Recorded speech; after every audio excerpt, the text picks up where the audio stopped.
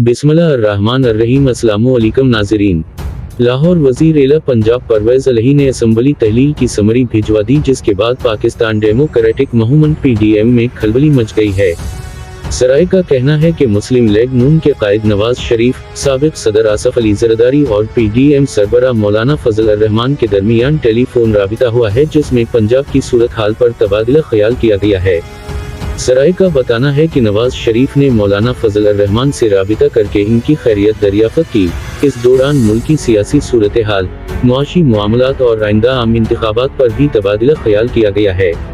सराय का ये भी बताना है कि मुस्लिम लीग नून ने नवाज शरीफ को इलेक्शन में जाने का मशवरा दिया और मरियम नवाज की चंद रोज में पाकिस्तान वापसी का इम्कान है।